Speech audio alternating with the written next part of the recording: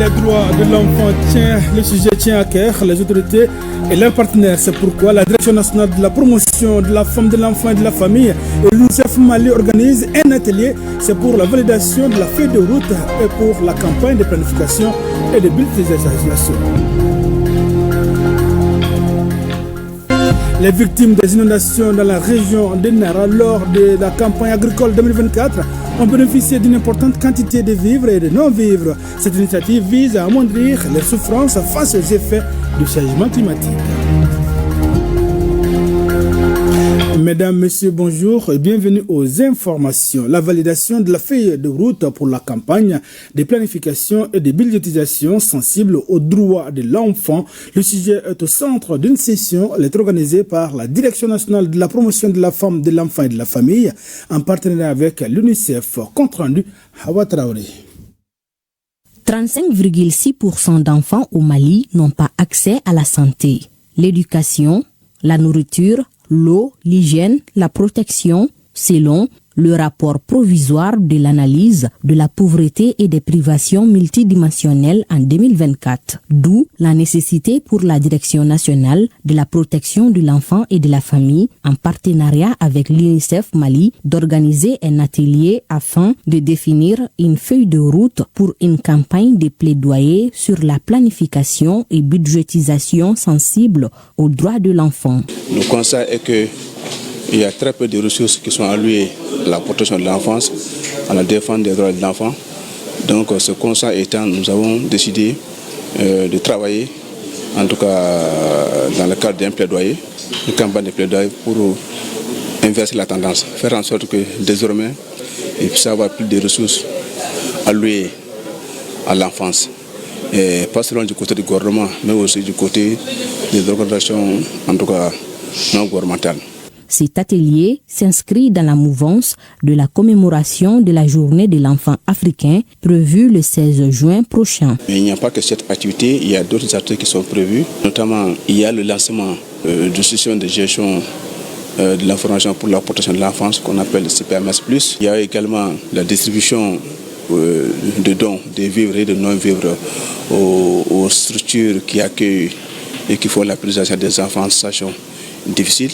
Si les défis sont énormes, les attentes n'en demeurent pas moins et sont porteuses d'espoir. Nous sommes sur des réflexions sur comment on peut ensemble cheminer pour aider et le gouvernement et les partenaires à la coopération dans les domaines de la protection des droits des enfants. On ne saurait raser la tête d'une personne à son absence, a-t-on coutume de dire. D'où la participation active des enfants aux prises de décision. On participe, on voit, on donne notre avis et vraiment les objectifs, on espère vraiment les atteindre ensemble. Un monde où chaque enfant est épanoui peut être une réalité, mais nécessite la volonté manifeste de tous les acteurs de l'enfance et des décideurs publics.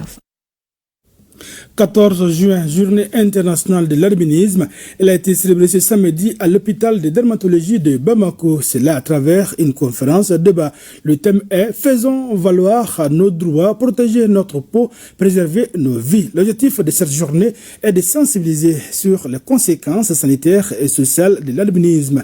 Elle est organisée par l'Association de solidarité pour l'insertion des albinos au Mali. Le point avec Aminata Brema-Ouedrago et Oumar Koné. À l'hôpital de dermatologie de Bamako, il est 10 heures. Ce 14 juin, le soleil, premier ennemi des albinos, n'est pas sorti de sa tanière. Une température favorable qui permet aux personnes atteintes d'albinisme de mettre le monde au courant des difficultés qui riment avec leur quotidien. Nous sommes victimes de stigmatisation des gens parce que les gens nous considèrent comme un être humain différent des autres. Ma bene be petite chirurgie de ke nyeda maseka vraiment maseka nya comme infiniment école ko vision ko parce que anga yeli manoko. Le 13 juin de chaque année est dédié à la sensibilisation à l'albinisme. C'est dans cette dynamique que l'association de solidarité pour l'insertion des albinos au Mali a organisé cet espace d'information afin d'éveiller les consciences sur les dangers de cette maladie et le rôle que joue le centre de dermatologie dans le suivi et la prise en charge des albinos. On a abordé des thèmes comme qu'est-ce que l'albinisme, quelles sont les complications, quels sont les moyens de prévention. Il y a eu aussi des thèmes sur l'impact du rejet social sur une personne atteinte d'albinisme et aussi l'importance de l'éducation pour l'épanouissement d'une personne atteinte d'albinisme. L'association a été créée en juin 2009. Nous avons un laboratoire de production de crèmes solaires au Mali et nous distribuons les crèmes gratuitement. Pour le suivi et la prise en charge des albinos, l'hôpital de dermatologie de Bamako est la structure indiquée en la matière. La première solution, c'est de sensibiliser les parents d'albinos pour que depuis à bas âge, pour qu'ils puissent protéger ses enfants et puissent créer des conditions pour que l'enfant puisse étudier. Ces conditions sont souvent, il y a la correction de vision en donnant des verres correcteurs et des verres fumés. Sur le plan cutané aussi, il faut au moins protéger l'enfant pour qu'il n'y ait pas de cancer cutané. La cérémonie a été marquée par la remise des kits alimentaires aux albinos et la visite des nouvelles unités du centre de dermatologie de Bamako. Dans le cadre de la 26e édition de la quinzaine de l'environnement, le réseau national des acteurs de la valorisation des déchets plastiques au Mali a organisé une formation. C'est l'intention des acteurs du secteur des déchets plastiques. L'événement s'est tenu samedi à la mairie de la commune 6 du district de Bamako. On en sait plus avec Adam Maïga et Siriki Koulibaly. Un tas de déchets plastiques déversés en plein cœur de la ville. Une mauvaise image des lieux. Leur décomposition peut prendre des centaines d'années, durant lesquelles ils libèrent des substances toxiques, nuisibles à la santé humaine, animale et végétale. Face à cette situation, le Mali a pris une décision courageuse en adoptant la loi 2014-024, interdisant la production, l'importation, la commercialisation et l'utilisation des sachets plastiques non biodégradables. Cependant, il est de notre responsabilité collective d'assurer l'application effective de cette loi. C'est pourquoi nous nous engageons à renforcer la sensibilisation, à mobiliser les structures de contrôle et à encourager les initiatives locales de valorisation, de transformation des déchets plastiques. Dans la même dynamique, le réseau national des acteurs de la valorisation des déchets plastiques au Mali a initié une formation à l'intention des acteurs du secteur des déchets plastiques. On a initié de former à peu près 100 participants, femmes, jeunes, hommes, autorités coutumières et administratives, pour que maintenant chacun sache réellement son rôle pour vraiment dégager maintenant ces sachets plastiques dans notre environnement, qui nuit notre environnement, qui détruit notre environnement, qui menace aussi notre santé. Cette activité s'inscrit dans le cadre de la 26e édition de la quinzaine de l'environnement, un événement annuel qui vise à renforcer des actions citoyennes en faveur de l'environnement. L'État malien et ses partenaires volent au secours des personnes victimes des inondations dans la région de Nara lors de la campagne agricole 2024. Ils viennent de remettre à cet effet une importante quantité de vivres et de non-vivres. Cette initiative vise à amoindrir les souffrances face aux effets du changement climatique, nous dit Drissa Keïta. 25 tonnes de mil et de riz, 5 tonnes et demi de sucre, 2 tonnes et demi de sel, 5552 litres d'huile, près de 1500 moustiquaires imprégnés, 1488 couvertures sont entre autres dons remis aux victimes des inondations dans la région de Nara. 463 ménages ont été recensés avec 2776 personnes sinistrées. Chaque bénéficiaire par ménage va recevoir 9 kg de riz, 9 kg de mil, 2 kg de sucre, 2 litres d'huile, 1 kg de sel.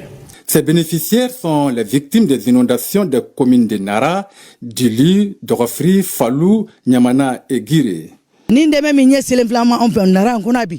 Ces provisions nous offrent un répit vital après la perte de nos biens. C'est un geste qui redonne espoir. Que l'État et ses partenaires en soient remerciés pour ces gestes de générosité. C'est dans la difficulté que l'on reconnaît ses vrais amis. C'est ensemble, main dans la main, dans l'union sacrée et la cohésion sociale derrière les idées de son Excellence le général d'armée Assimi Goïta, président de la transition, que nous relèverons les multiples défis qui jalonnent le chemin du développement socio-économique et culturel des Nara. Cette donation s'inscrit dans le cadre de la continuité des réponses apportées par l'État et la Banque mondiale en faveur des populations sinistrées suite aux inondations de 2024. C'est là à travers le projet de résilience urbaine de Bamako, PRIBA. Un reportage signé Idrissa Keïta. Le groupement mobile de sécurité GMS de la rive gauche a bénéficié ce vendredi des gestes symboliques de la part de la société Salam Alliance. Il s'agit d'un don de gilets et d'imperméables. Ils aideront les agents bénéficiaires à travailler pendant la saison pluvieuse. Compte rendu durant Diakité et Idrissa Traoré. Salam Alliance appuie le groupement mobile de sécurité à travers ses dons qui est composé de près d'une cinquantaine de gilets et d'imperméables. Les bénéficiaires assurent que ce geste qui est une marque de considération les requinque davantage dans leur combat pour soulager la population. Nous voudrons vous transmettre toute notre gratitude pour ce geste combien important pour nous à l'entame de la saison des pluies. Quand on parle d'imperméables, c'est pour qu'il y ait un meilleur rendement sur le terrain. Et nous vous rassurons que nous en ferons bon usage. C'est également une marque de confiance, de considération pour nous. Nous sommes là pour la société, nous sommes là pour la population. Sans elle, nous n'existons pas.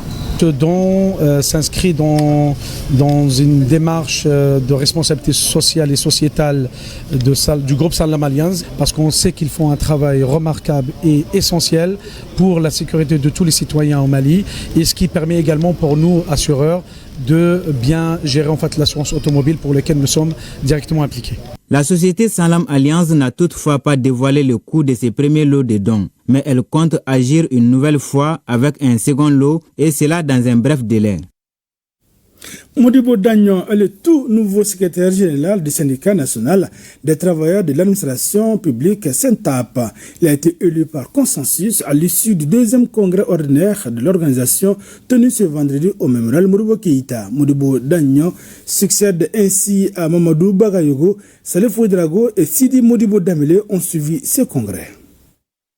Modibo Dagnon a été officiellement porté à la tête du syndicat national des travailleurs de l'administration publique SYNTAP à la faveur du deuxième congrès ordinaire pour un mandat de 4 ans. Les congressistes ont réfléchi autour du thème « Le respect des engagements, condition indispensable de la réussite du pacte de stabilité sociale et de croissance ». Ils ont aussi passé en revue les activités menées par leur syndicat dans un contexte aussi particulier que celui du pays. L'essentiel, c'est la continuité et toujours chercher à défendre les intérêts matériels et moraux des travailleurs, et établir l'équité entre tous les syndicats du Mali. Je demande l'accompagnement de tous nos militants, d'être patients, d'être soudés, pour qu'ensemble nous atteignions les objectifs qui nous sont assignés à travers les cahiers de doléances, à travers les activités de formation qu'on va apporter à l'intention de nos militants. La situation que traverse notre pays sur le plan social, économique et institutionnel appelle à une refondation du syndicalisme fondé sur 3 piliers. 1. L'abnégation. 2. La vision. 3. La cohésion. Le congrès ordinaire a également été une occasion pour interpeller les autorités sur la situation des camarades détenus. La tenue de ce deuxième congrès dénote de notre part le respect de nos statuts et règlements intérieurs de notre centrale et confirme notre attachement à la légalité syndicale.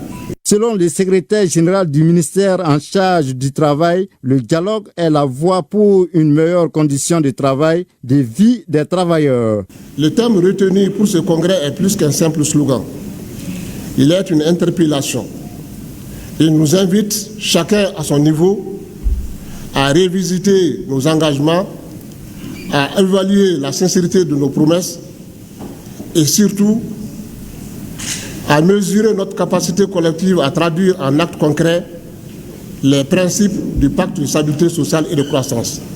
Le nouveau bureau entend privilégier le renforcement de la conscience syndicale des travailleurs afin qu'ils s'engagent pour une lutte prospère avec des travailleurs épanouis.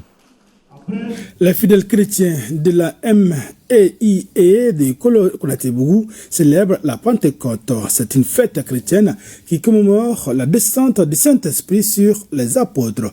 Plus de détails avec Durante Diakité.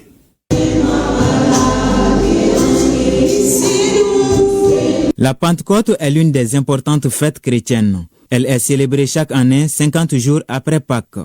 Les fidèles chrétiens de la mission d'évangélisation et d'implantation des églises MEIE 6 à Konaté-Bougou en commune 1 du district de Bamako célèbrent cette fête, une période qui sera marquée par 4 jours de louanges, de prières et de méditations.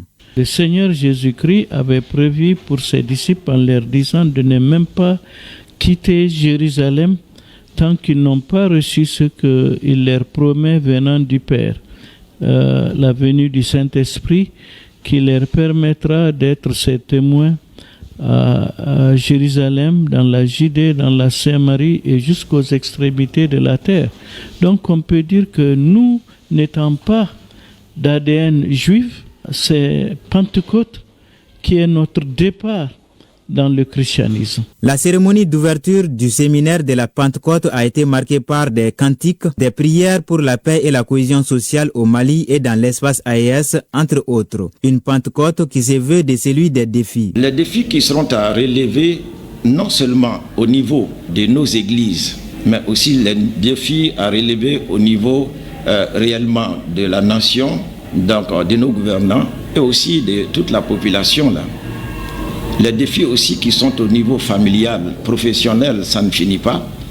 Et si ce n'est pas l'aide de Dieu, nous pensons que, telles que soient les bonnes volontés des uns et des autres, donc ce serait difficile. Donc, raison pour laquelle, ici, nous avons parlé vraiment que c'est l'heure maintenant qui est arrivée, que toute la nation se tienne debout.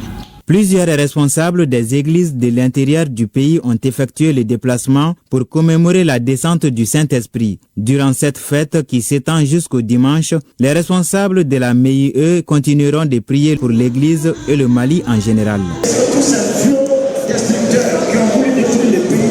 D'un mode de cuisson plus sain et écologique, tel est l'objectif de la première édition des journées de la cuisson propre. C'est pour également préserver la santé, économiser l'énergie et surtout réduire la déforestation causée par l'usage excessif du bois et du charbon lors de la cuisson organisée par l'Alliance malienne pour la cuisine propre avec l'appui de l'Organisation néerlandaise de développement et d'autres partenaires. Ces journées visent à sensibiliser les ménages. Compte rendu Soumaou Aïdra, Oumar Kone.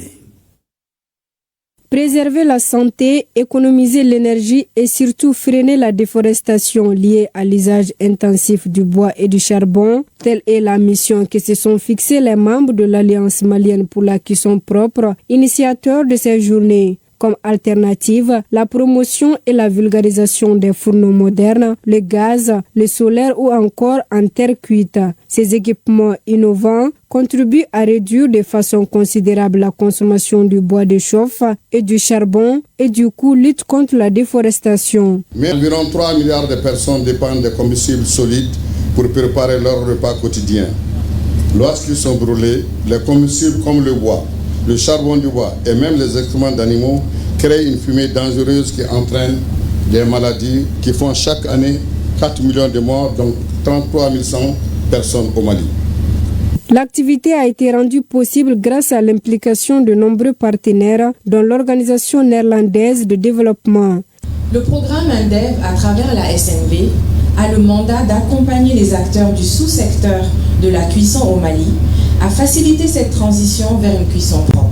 Cet événement qui nous rassemble est une occasion pour tous les acteurs concernés d'échanger sur les problématiques, les enjeux et les leçons à tirer et de faire des recommandations sur le développement du sous-secteur de la cuisson propre. Le ministère de l'Énergie et de l'Eau salue cette initiative et remercie l'Alliance pour la cuisson propre, la SNV et tous les partenaires techniques qui évoluent dans ce domaine et tous les efforts fournis dans le développement des équipements économes d'énergie et de combustibles de substitution. de qualité. Les journées ont été marquées par un certain nombre d'activités. Parmi elles, l'animation de 2 panels dont le premier fait l'état des lieux du sous-secteur de l'énergie domestique au Mali. Quant au second, il met en lumière le label Guaplis, une société évoluant dans le secteur des fourneaux. Un concours culinaire a également opposé plusieurs groupes de cuisinières qui ont démontré leur savoir-faire à travers des plats locaux. Voilà. Mesdames, Messieurs, c'est la fin de ce journal. Merci d'avoir été de notre passé d'excellents moments de télévision en compagnie des programmes de ORTM1.